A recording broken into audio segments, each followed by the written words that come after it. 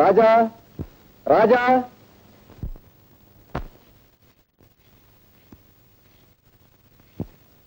నమస్కారం సార్. ద్రోహి, నువ్వు ఇంకా బతికే ఉన్నావురా? నీ రక్తం కళ్ళ చూస్తాను. నాకు శిక్ష పడ్డా సరే నేను చంపేస్తాను రా. నీ అంతు నిన్ను. Order order.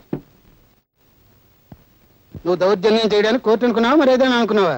సారీ సార్, ఒక ప్రముఖ ప్రఖ్యాత జర్నలిస్ట్ అయ్యుండి కూడా ఇంత ఆవేశంగా మూర్ఖంగా ప్రవర్తించాను అంటే నా మనోవేదన మీకు ఏ విధంగా చెప్పుకోను, ఎలా చెప్పుకోను? స్వర్గస్థురాలైన చెంచల నా అభిమాన నర్తకి, ఆమె అభిమాన సంఘానికి నేను ప్రెసిడెంట్ను కూడాను. నా కళ్ళ ముందే ఇంత ఘోరం చేసిన ఈ దుర్మార్గుడు మళ్ళీ నాకు అడ్డపడేసరికి ఈ ఆవేశాన్ని అణుచుకోలేకపోయాను. ఇలాంటి దుర్మార్గుడిని క్షమించండి సార్.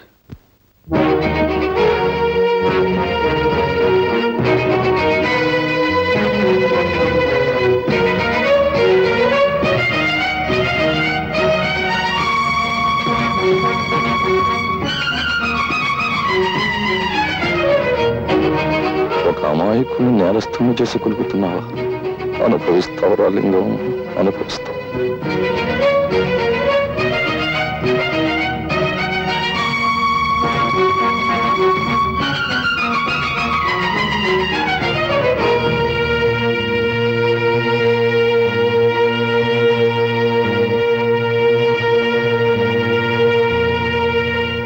ప్రాసిక్యూషన్ వారు చేసిన నిరూపణలను బట్టి మావిళ్లపల్లి రామారావు అనబడే ఈ ముద్దాయి స్థానిక క్లబ్ డాన్సర్ కుమారి చెంచల్ను హత్య చేశాడని కోర్టు వారు విశ్వసించడం వల్ల ముద్దాయికి ఐపీసీ 302 సెక్షన్ ప్రకారం 7 సంవత్సరాల కఠిన కారాగార శిక్ష విధించడమైనది.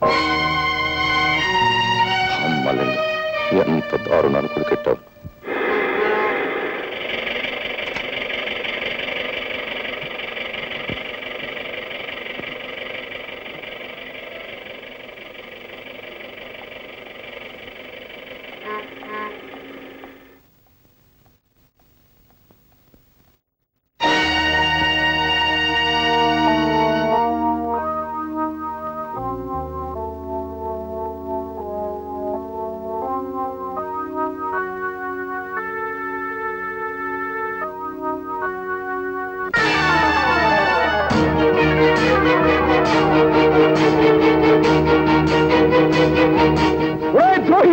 నువ్వు ఇక్కడున్నావా?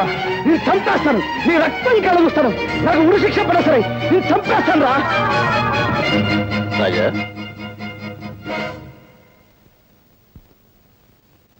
గురుమూర్తి గారు, మా చెల్లెలు ఎక్కడికి వెళ్ళిందో మీకు తెలుసా అండి? ఇదేనా నువ్వు రావటం? అవునండి. అయితే నీకు ఈ సంగతి తెలిసి ఉండదు. ఉద్యోగం కోసమని మీ బావ పట్టణానికి వెళితే అతని మీద ఏదో కూనీ కేసు పడిందట. ఎవడో బద్మాష్ గాడిచ్చిన దొంగ సాక్ష్యాన్ని నమ్మి అతన్ని జైల్లో పెట్టారట. ఆ సంగతి తెలిసింది నీ చెల్లెలు గుండెలు పగిలేలా ఏడుస్తూ పట్టణానికి వెళ్ళింది. ఒంటరిగా వెళ్ళిన ఆడపిల్ల ఏమవుతుందో ఏమో.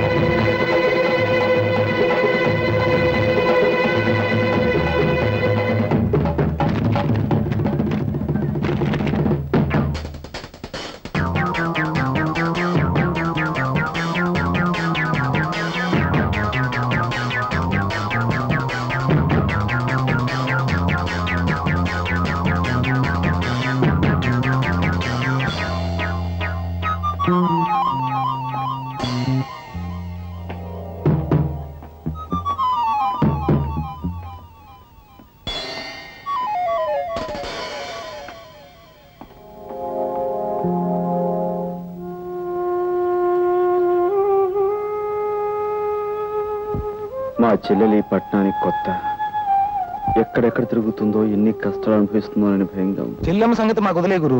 ఈ ఊరంతటిని జల్లెడి చేసి ఎలాగైనా గాలించారు. చెల్లెమ్మని పట్టుకోవడం మేము చూస్తాం. మన వల్ల జైలు శిక్ష పడ్డ బావగారిని ఎలా రక్షించాలా అన్నది నువ్వు ఆలోచించు.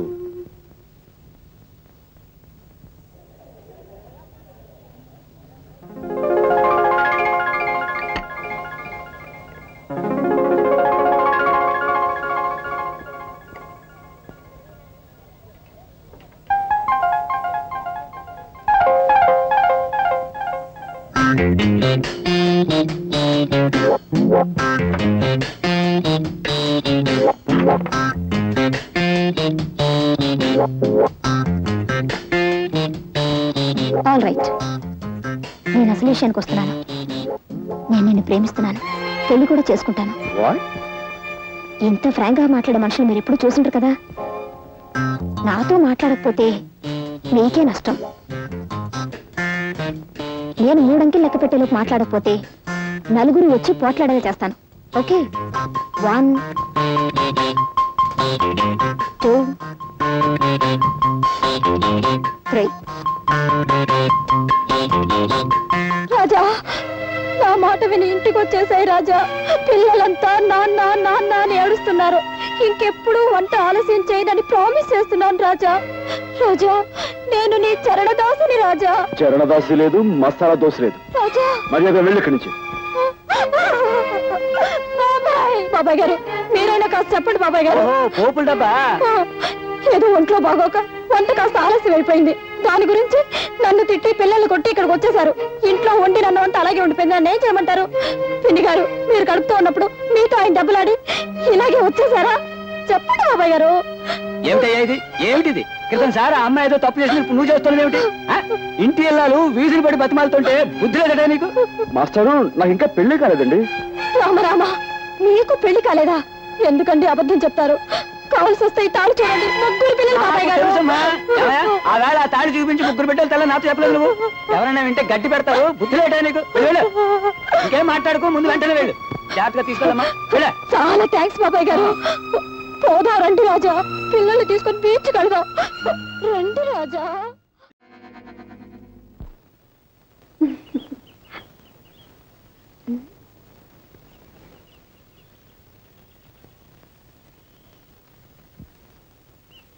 చూడండి, మీ గురించి ఇప్పటి వరకు ఎన్నెన్నో కళ్ళు కన్నాను. కానీ మిమ్మల్ని చూస్తే వేరే లోకంలో ఉన్నట్టు కనిపిస్తున్నారు.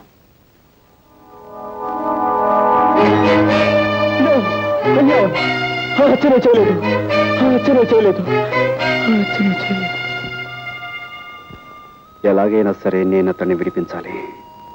ఓహో, చూడండి, ఈ పోలీస్ కాలనీలో మీ హరికథలు విన్నవారంతా మీ భక్తురాళ్ళు. మీకు ఎవరు సహాయం కావాలన్నా మేమందరం. వాళ్ళెవరి సహాయం నాకు అక్కర్లేదు. నాకు నీ సహాయం కావాలి.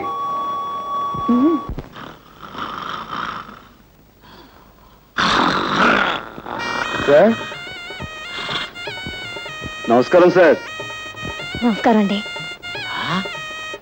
ఏమిటి, ఇద్దరు పెళ్లి చేసుకున్నారా? చాలా వింతగా ఉంది. ఇందులో వింతే ఉంది సార్. మీరు ఇచ్చిన 10,000 ఉంది కదా, ఆ 10,000 పెళ్లి చేసుకున్నాం. చేసుకోగానే మొదటి నమస్కారం మీరు చేసుకున్నాను. అక్కడికి వెళ్ళాం. తీరా వస్తే మీరు డ్యూటీ మీద ఉన్నారని తెలిసింది. ఇదిగో నేరుగా వచ్చేసాం. ఆశీర్వదించండి. మీ అభిమానానికి చాలా కృతజ్ఞ. డాక్టర్ గారు, మనం అడ్మిట్ చేసిన అంత కూడా ఉన్నాడే, వాడిని పోలీసులకు అప్పచెప్పి సాక్ష్యం చెప్పి చట్టాన్ని సహకరించిన ఉత్తముడు ఇతనేనండి. పాపం పెళ్లి కూడా చేసుకున్నాడు. పాపం డాక్టర్ గారు ఆశీర్వచనం పొందు. ఇదిగో చాక్లెట్ డాక్టర్ గారికి ఈ పాపం. Thank you sir. సార్, మీరు పర్మిషన్ ఇస్తే వార్డులో ఉన్న మిగతా పేషెంట్స్ కూడా స్వీట్స్ ఇచ్చి వాళ్ళ దీవెని పొందుతాం. షూర్, తప్పకుండా. మన తాలూకంటే అంతే. Proceed.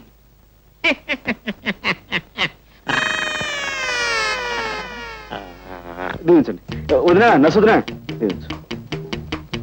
Thank you. Doctor Babu గారు, డాక్టర్ బాబు గారు, థ్యాంక్ యూ సార్. నర్సం వదినా, నర్సం వదినా. స్వీట్ గా ఉన్నారు. Thank you. తీసుకోండి గారు. పోలీసు బాబు గారు, మీరు కూడా. Thank you. లోపల పేషెంట్ బాబుకి స్వీట్. పోలీసులు బాగాలే, పేషెంట్లు బాగాలే. వెళ్ళమ్మా, వెళ్ళు వెళ్ళు వెళ్ళు. థ్యాంక్ యూ బాబా. నమస్కారం అండి. నాకు కొత్తగా పెళ్ళయింది. ఈ హాస్పిటల్లో ఉన్న పేషెంట్స్ అందరికీ చాక్లెట్స్ ఇస్తున్నాను, కనుక మీరు కూడా తీసుకోండి. జాగ్రత్తగా విప్పి చూస్తేనండి. నేను వస్తాను. రాత్రి 10 గంటలకు నేను తప్పించేందుకు వస్తున్నా. సిద్ధంగా ఉండు.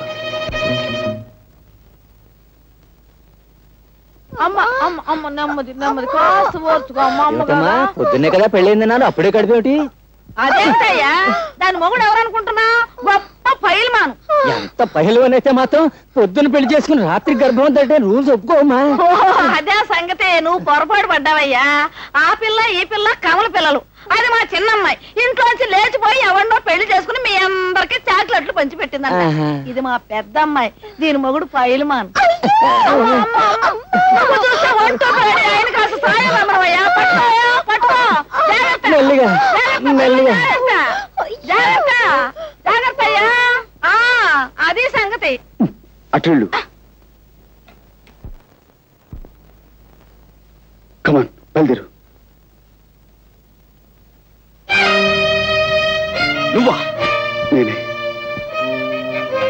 ఆ రోజు కోర్టులో దొంగ సాక్ష్యం చెప్పి నిన్ను నేరస్తుడు చేసింది నేనే. నువ్వు నా చెల్లెలు భర్తవని ఆలస్యంగా తెలిసింది. నా తప్పు నేను తెలుసుకున్నాను. నువ్వు నిర్దోషువని, నీకు ఈ నేరానికి ఎలాంటి సంబంధం లేదని నేను నిరూపిస్తాను. అందుకే నేను విడిపించి తీసుకెళ్తాను. ప్లీజ్ నాతో రా. ఆ రోజు కోర్టులో గుండెలు బాదుకుంటూ దొంగ ఏడుపులు ఏడుస్తూ నన్ను నేరస్తుని చేయడాన్ని వాడి నాటకం కంటే ఇదేం గొప్ప నాటకం కాదు. నీ కట్టుకథలు కట్టిపెట్టి వెళ్ళి ఇక్కడి నుంచి. ప్లీజ్, నా తప్పు ఒప్పుకుంటున్నాను. అందుకే క్షమించమని అడుగుతున్నాను. ప్లీజ్ నాతో రా. కసాయి వాడి వెనుక గొర్రెలా నీ వెంట అనుసరించిన కంటే సంతోషంగా ఉరికమ్మ ఎక్కడానికే సిద్ధంగా ఉన్నాను. మర్యాదగా వెళ్ళి ఇక్కడి నుంచి. ప్లీజ్ ఆవేశపడకు. తలుపేసుంది ఏమిటి?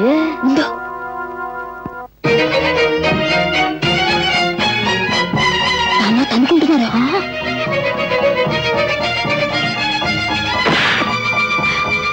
అమ్మో, నర్సు వస్తుంది కదా.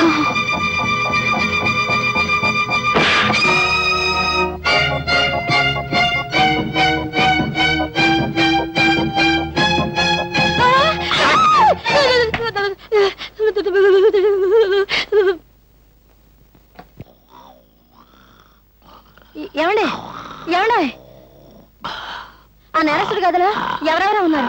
తలుపులు వేసొచ్చాను, తొందరగా రండి. ఆ నేరస్తుడి గదిలో ఎవరెవరో ఉన్నారు. తలుపులు వేసొచ్చాను, తొందరగా రండి. అయ్యో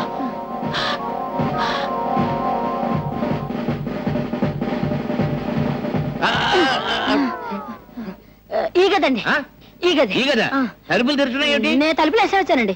నేను వేసేస్తే తలుపులు తెరుచున్నాయండి. తలుపులు తెరుచున్నాయంటే పారిపోయారన్నమాట. ఇక్కడ ఇద్దరు కానిస్టేబుల్స్ ఉండాలి. ఓహో, వాళ్ళు పారిపోతుంటే వీళ్ళు వెనకాల పడి ఉంటారు. రండి పట్టుకుందాం. లేవండి లేవండి, వాళ్ళు వెళ్ళిపోయారు.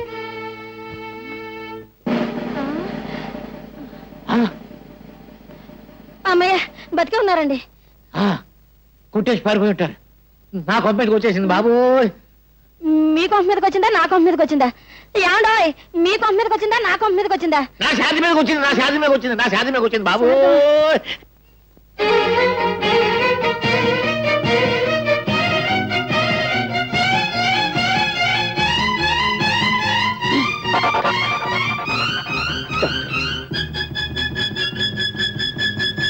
మీరు అదేనండి, ఉదయం మీకు కనిపించే కొత్త దంపతులం అండి, మా అత్తయ్య గారండి. నైట్ డ్యూటీ స్టాఫ్ కూడా చాక్లెట్ ఇద్దామని వచ్చామండి. అందరికీ ఇచ్చారా? హాయ్. సరే, థ్యాంక్స్ అండి. థ్యాంక్స్ అండి. Good night sister.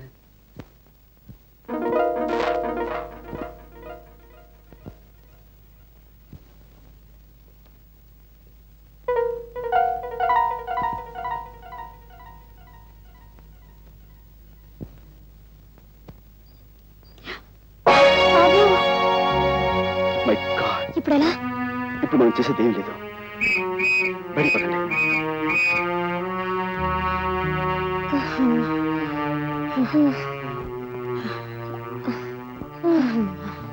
వేసిన ప్లాను, చేసిన రిస్క్ అంతా వృధా అయిపోయింది కదా. అతను నన్ను నమ్మకపోవడంతో వచ్చిన ప్రమాదం ఇది. నేను చెప్పింది నమ్మకుండా మనమేదో అపకారం చేసేవాళ్ళమని అతను తప్పించుకున్నాడు. ఈసారి అతను మళ్ళీ పోలీసులకు దొరికితే అతనితో మాట్లాడే అవకాశం కూడా ఉండదేమో. చేతులా నా చెల్లెలు చేసిన అపకారాన్ని సరిదిద్దుకునే అవకాశం మళ్ళీ రాదేమో. బావగారు,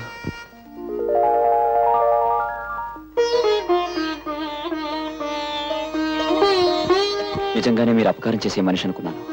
కానీ సావిత్రి అన్నయ్యని ఇప్పుడు అర్థమైంది. విషయాలన్నీ తర్వాత మాట్లాడుకుందాం. ముందుకు వెళ్ళిపోతుందండి. ఆ కారు మంది కాదుగా అయ్యా. మనకు అసలు కారు లేదు. సరే పదండి.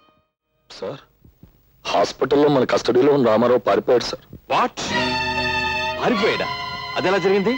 రామారావుకు వ్యతిరేకంగా సాక్ష్యం చెప్పిన రాజయ్య అతను తప్పించేశాడని ఇన్స్పెక్టర్ లింగం గారు అంటున్నారు సార్. రాజా, సాక్ష్యం చెప్పిన రాజా.